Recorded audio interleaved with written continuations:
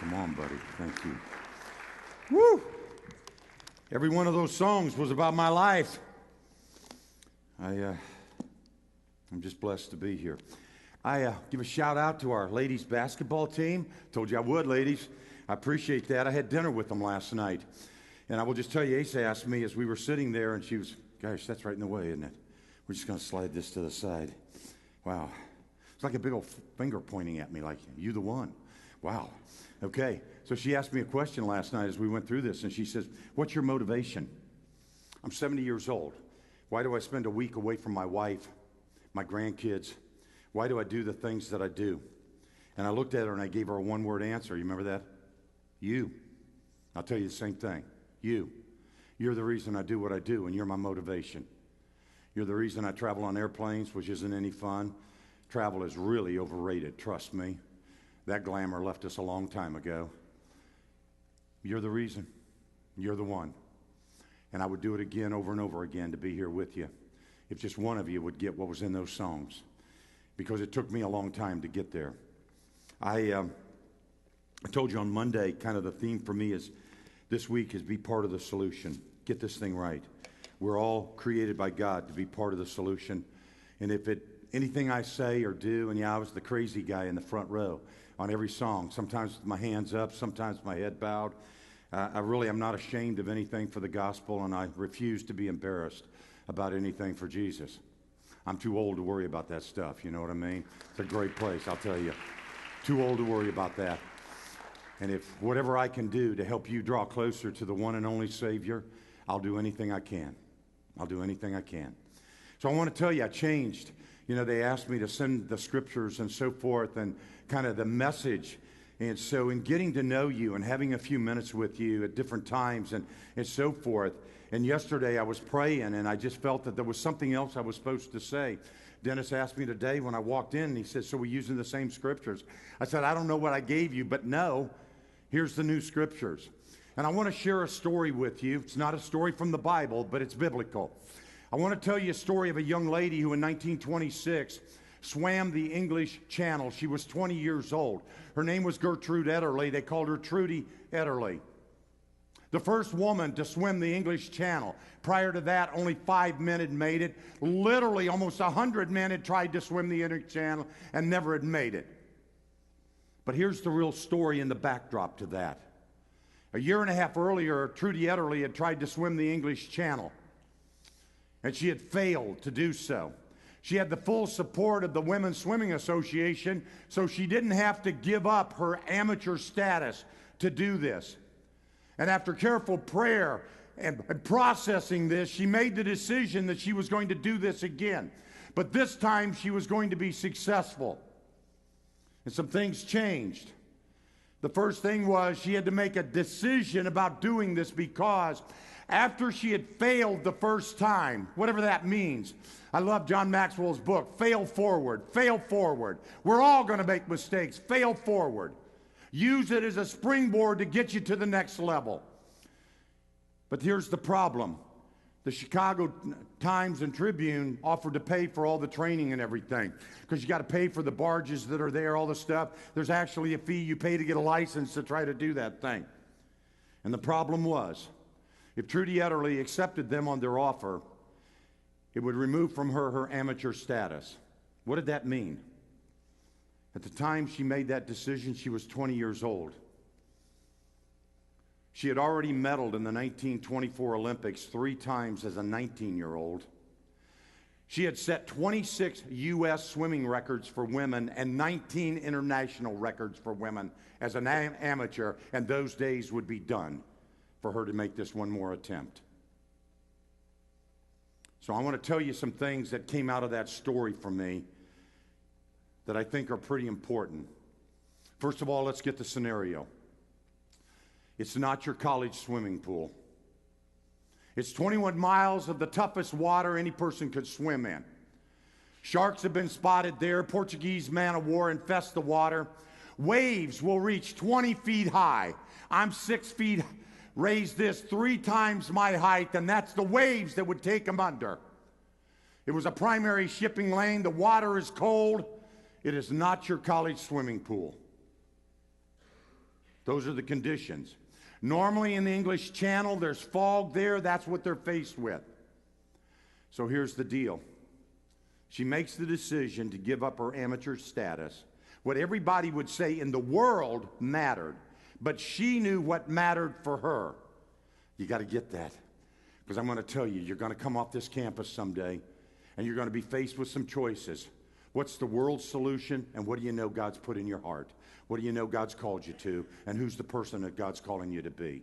And you're going to have to make that right decision. I didn't do it very well in early years, let me tell you. And that's why my heart breaks, just to get here and tell you the truth. And I told you every one of those songs about me. I cannot believe that Christ would die for me. I can't get that, but he did. So when she started to make the swim, there were some things she had to change. Here was the number one thing. The first thing is the type swim. Everybody that had done this used the breaststroke. It was a terrible stroke for her. But no, got coerced into this in a sense. They said, look, that's the only way you're going to cross this English Channel, is you got to use the same stroke everybody else used, because they've already showed. 5 guys at that point. 5 guys. They all swam using the breaststroke. So she listened against her own internal understanding of who she was. She said, okay, I'll do it their way. And she made the decision to do the breaststroke, and it didn't work for her. Trudy Ederle's best stroke was a crazy little thing called the crawl. You know where she had learned to swim? She came from a German family, and when she was a young girl, she had gone back to Germany to visit her aunt. Word had come back that she almost drowned in a pond because she didn't know how to swim. So her dad became her swim instructor. A kind, gentle old German. Tied a rope around her waist. He threw it up over a branch. He held onto the rope and he threw her into the river by the house. And every time she'd start choking, he'd pull the rope up, let her hang there for a little bit and get her breath, and then he'd drop her right back down. He said, no daughter of mine's going to drown in a pond. Let me tell you, you're going to learn to swim. I know that doesn't match up with your swim lessons that you got in the neighborhood pool. Pretty effective, though. Her best stroke was the crawl, and she made the decision. She wasn't like everybody else. That wasn't her, to use the breaststroke. So she made the decision to be the best person she could be with the gifts God had given her. The greatest gift you can give to the world is the best version of you, not somebody else. The greatest gift that God sent you, created you, breathed life into you, and put gifts inside of you is for you to be the best version of you. That's what the world needs. And Trudy Ederle got that. And she gave the world the best version of her. And she used her best stroke. She did the best she could. That was one. Number one, do what you do best and do it well. Give the world the best version of you. Because all the gifts inside of you, that's God's gift to you. The best version of you to the world is your gift back to God. Just do something with that. The second thing was, the coach that Trudy got was a man who had attempted to swim the English Channel 20 times and had been unsuccessful 20 times. And you know, I've read many, many stories on this. I've read articles. And you know what my take on this was? One, he didn't believe she could do it. Did not believe she could do it. How can a man looking at a young, frail young lady thinking she's going to do something he tried 20 times and couldn't do? And that was her coach. I want to tell you something. I've only been on this campus a short time. In fact, at lunch today, I'll be having lunch with most of the coaches. Well, at least the ones that after hearing me a couple of times still want to come. You got some great coaches. And I'm not talking about just athletics. I've had opportunities to meet with some of your professors. Yesterday, I sat for over an hour with about 35 of the staff, administrative staff. And you know all they wanted to know? How do they help you and connect with you better? That was it. How do they connect with you and help you grow into the person God created you to be? That's what 35 staff members wanted to know from me. I said, guys, you're the ones on a Christian campus. Why don't I just take notes and you tell me? But they were silly enough to ask me, so I was silly enough to answer. Right? I met with Professor Carrie Starr, and I just rocked my world. She's so quiet, it's hard to get her going. For any of you that know her, put us in the room for an hour and a half, and man, the electricity was just going out of there. We could have fueled, at least the northeastern part of North America, at least for a day. But man, her passion and everything they talk about. You got coaches on this campus that are good coaches that want to help you. Now, let me tell you something. Don't make mistakes on these coaches. Don't pick people in your life to coach you that are not willing to do the same things that they're asking you to do. Don't pick coaches in your life that don't believe in you. I served in the Army for several years, 23 years. One of the things that happened there, I commanded a couple of companies, and one of the things that happened on that was at times you had to discipline soldiers. And it was interesting to me that at several times, these young soldiers would go talk to somebody and get advice from somebody that was just an idiot. I mean, an absolute blazing idiot. They had been up on charges. They had been reduced in rank. We called them latrine lawyers. Instead of talking to somebody that knew what they were doing, they would seek out these people. And this guy was telling them what their rights are and what they need to do.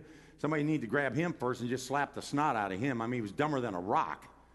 But yet you had people that would go to them and get their coaching from them as if that mattered.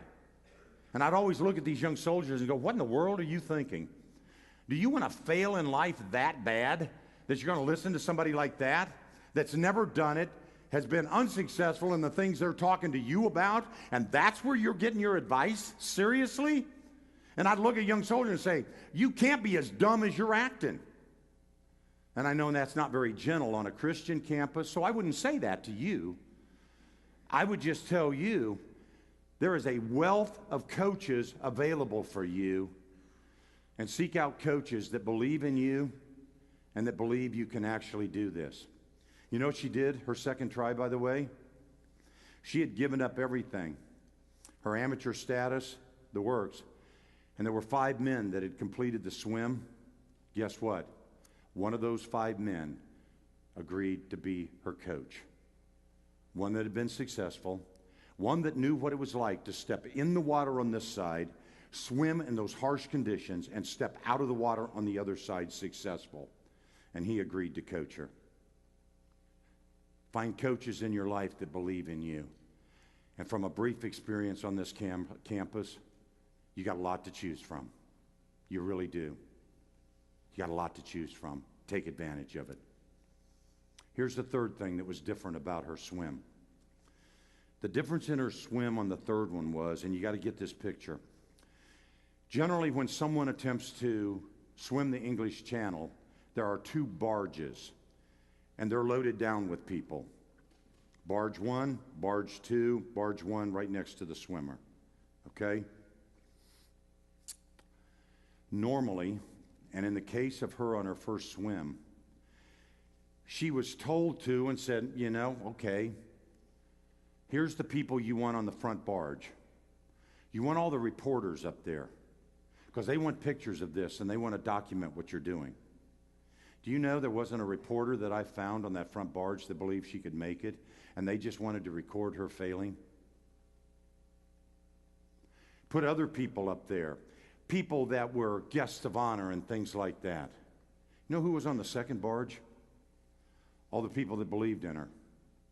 The barge that was farthest from her, is the barge that had the people that believed in her. So when they went to do the second attempt of this, of course, they came back and said, okay, here's what you've got to do. And she said, no, that's not what I have to do. Because this swim, you're going to see the best version of me the world's ever seen. And she says, here's who's going to be on the front barge. My dad, my family, my friends, and the ones that believe in me. Because when this gets tough, I want the ones that believe in me closest to me, not the ones that didn't believe I could make it from the beginning. Her front barge was loaded with her encouragers. Her dad, what they did is they put an old Victrola, I know it's hard for you to imagine because you dial up everything on the iPhone and all of that stuff. You know, there was a time we didn't have iPhones. I know that's a shock. Computers and things like that. And the old Victrola that had the big horn on it, right? They were actually wax discs, and they would play on those things. She picked all her favorite hymns. And people said in that front boat, as they were there, and they were praying for her, and they were encouraging her, and they were playing hymns on that. As Trudy Etterly was swimming the English Channel in the worst conditions possibly in the world for something like that, they could hear her swim and sing her hymns. And right there with her were all of her encouragers. The people that no matter what believed that she was going to make it to the other side. I'm going to ask you this. Who do you keep closest to you? The people that are popular or the people that are your encouragers that believe in you to be successful? Who are the people around you? Who are the ones you want to walk this campus with? Who are the ones you want around you on your best days and your worst days? Are they the ones on your front barge that are your encouragers? The ones you can count on? The ones that when they hear you choke in water, they're going to yell at you and encourage you, and they're going to be right there with you? Or do you want the ones that are going to take all the pictures and document the story, who probably don't really believe in you anyway? They're just there for a good story of a gal that drowns while trying to swim the English Channel. So when you leave here today,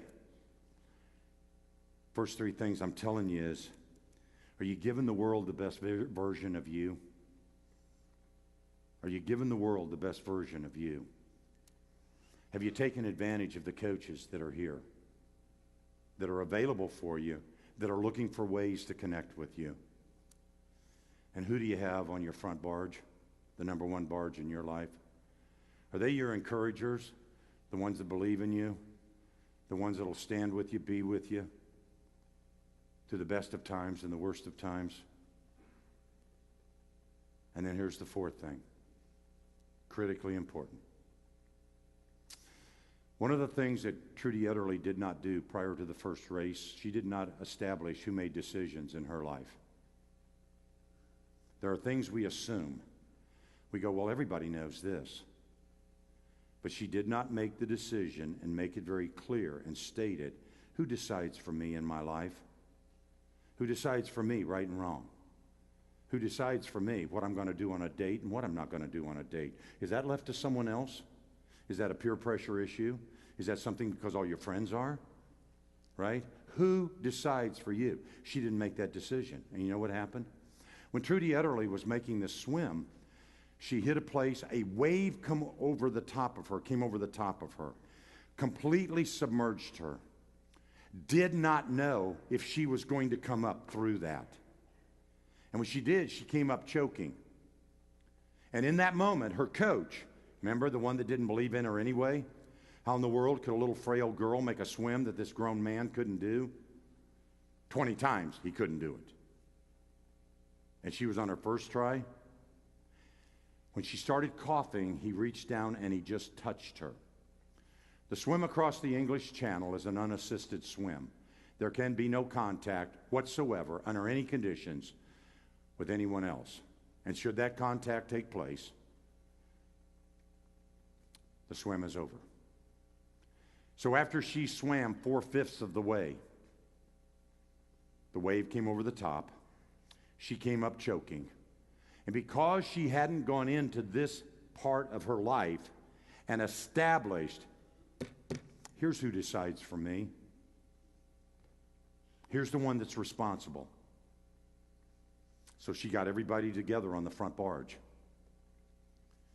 to include her father that was there.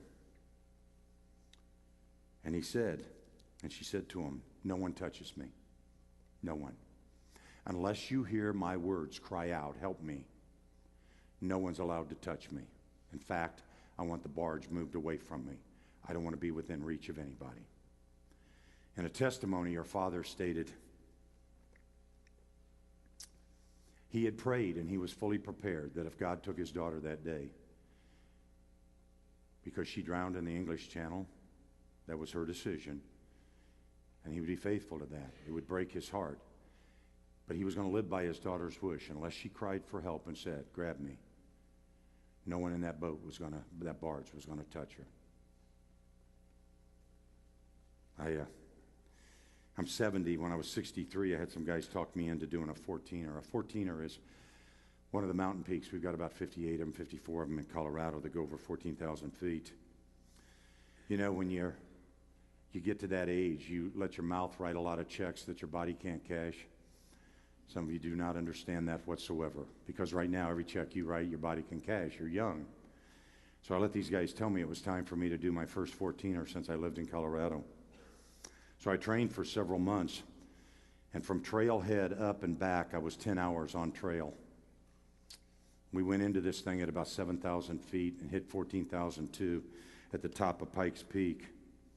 So many times I thought about quitting, and I had other people with me. I had amazing encouragers, 2 men that were experienced, 2 other men that I knew, but it was their first time, but there were 5 of us. I'd never thought about it, but we got through, and I called my family. My son, who was there at the house, said, Dad, it's good to hear you. I said, well, it's good to call you. He said, no, you don't understand, Dad. I talked to Courtney, his little brother, and they said, we're either going to hear from Dad when he gets down, or we'll hear from the EMT while he's in the ambulance. I thought, wow. And then you know what really hit me? Am I that committed on everything else that God's doing in my life? Or is that just a big deal for me to do a 14er in my 60s? And I've thought about that on multiple occasions. Am I giving God that kind of effort? So Trudy Ederle then moved the barge away, and everyone had their instructions. I think it's really important for you. Who decides for you? I already said, personally on a relationship issue, whether it's a date or it's one of the open times when you can have someone in your room. Who decides for you? Who's making that decision? Is it something because of a crowd and there's a feeling there? You got to answer that question. I can't do it for you. Who's making the decision for you if you're going to give your best effort? Whether it's on a basketball court or one of the sports, or whether it's in a team effort, or whether it's in a classroom. I met with the class at Enactus, blew me away. Just amazing young men and women. Who's making the decision for you then, if you're going to give that best effort, or if you're going to be coerced by someone else, or their pressure is going to make that decision for you?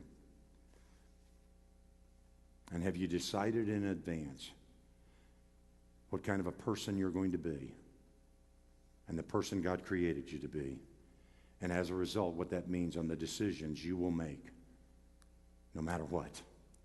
These are my decisions. Trudy Ederle completed that swim. 14 hours and 31 minutes. Some of the worst water you would ever step into.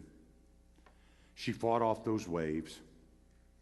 By the way, when they did a computer analysis to determine, based on the currents and the waves and the condition, what was the equivalent if she was swimming in a pool or just a calm lake, it's 23 miles. That's the equivalent. You know how we do the wind chill index? Of course, you don't know because the weather's always perfect up here and it's glorious here, you know. I don't even know why you bring coats to this school. But there are days every now and then, and you have this temperature, but then you have the wind chill, right? So they did that same effect with Trudy Ederle and said, okay, if she'd have been on a lake in nice conditions, she would have swam 23 miles. 14 hours and 31 minutes. So how did that rank up? I mean, 5 other guys had swum this, and she was a woman, so her time was less than theirs. She beat all of their times by over 2 hours. Her record for the entire swim, male or female, would last for 15 years. 15 years. And her record as a woman, before another woman would swim that channel faster than she did, it took 35 years before another woman stepped in on one side, came out on the other side with a better time than Trudy Etterly. Not too shabby. Well, you know, she was pretty famous after that. Everything came easy. What did she do with the rest of her life? It's pretty simple. She worked on women's issues, but she worked with the hearing impaired, because what nobody planned was the water was so cold, and in 1926, they weren't prepared properly. Trudy Etterly lost most of her hearing to make that swim. Coming out of that, everybody would think she lost everything. Trudy Etterly would tell you she gained everything because God gave her a ministry she would have never seen otherwise, and she rejoiced with God and lived an amazing life. 4 things for you today. What's the best version of you? And are you giving the best version of you to honor God on this campus? Number 1. Who are your coaches? They're here and available for you. You get to make those decisions. But who are your coaches? Seek some of them out.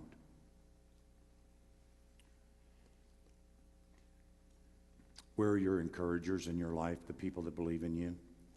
Are they close to you? Or do you have them on the back barge so the people with the iPhones and the cameras can be closer? Because you want to make sure you get your best shot on Facebook or Instagram. Or do you truly have your encouragers and your friends close to you?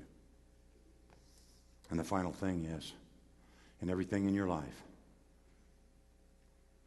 who gets to make the decision for you? Have you not been clear in that? Have you not let everybody know who makes the decisions for you? Or is it up to the circumstances? Just the situation? My encouragement to you is very simple. You're the reason I'm here. I listened to a guy preach one time, and I listened to this, and one of the things that came out of it was an interview. Robert Morris, he's down in Texas. His church is known as the Giving Church. He's given away houses, he's given away cars.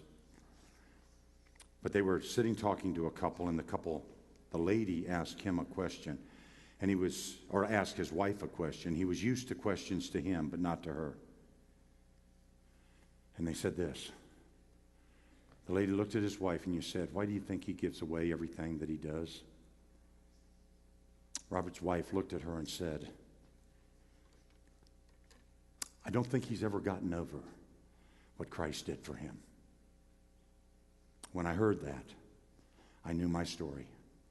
You want to know why I spent this week away from my wife and my grandkids? But you want to know the other reason? I can't get over what Jesus Christ did for me. I just can't get over it. And I will do anything in this lifetime I can to give you, the world, the best version of me as my gift back to him.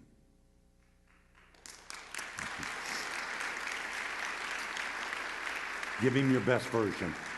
At this point, I would pray, and I will tell you this. My prayer for you is that you learn to give God your best version of you and the world around you. Amen. Thank you. God bless you.